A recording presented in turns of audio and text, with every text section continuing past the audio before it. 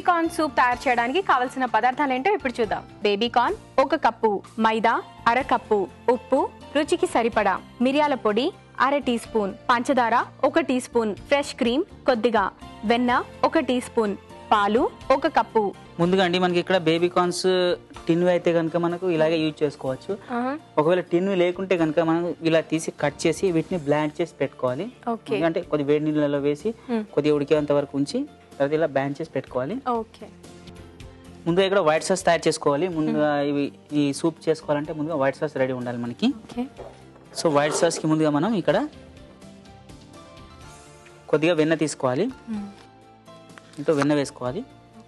దీంట్లో కొద్దిగా మైదా వేసుకోవాలి. మైదా ఉండలు లేకుండా కలుపుకోవాలి. ఈ మైదాను పూర్తిగా బటర్లో కుక్ చేసుకోవాలన్నమాట. బటర్లో కుక్ చేసిన తర్వాత దీంట్లో కొద్దిగా ఇది 1:1:10 అనమాట.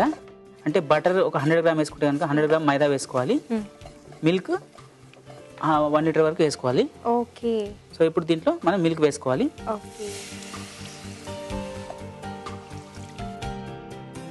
ఇలా చేసుకోవాలండి ఉండలు లేకుండా.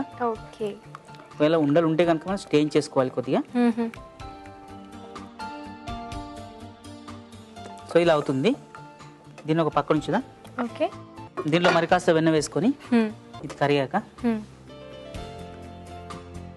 ఈ సాస్ మనకి చిక్కగా ఉంటుంది. మనకి ఏ కన్సిస్టెన్సీ అంటే మనకి ఎలా థిక్నెస్ కావాలో అలా చేసుకొని దీంట్లో కొద్దిగా వాటర్ వేసుకోవచ్చు.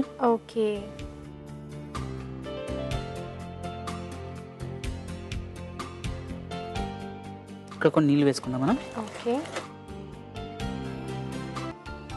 దీంట్లో కొద్దిగా ఉప్పు, అలాగే కొద్దిగా మిరియాల పొడి, దాంతోపాటుగా కొద్దిగా షుగర్ వేసిన తర్వాత బాగా కలిపెట్టుకోవాలి. ఆ పైన మనము ఈ బ్లాంచ్ చేసి పెట్టుకున్న ఈ బేబీ కార్న్ని దీంట్లో వేసుకోవాలి. సో మనకి ఇక్కడ సూప్ రెడీ అయింది. డిష్ అవుట్ చేసుకుందాం.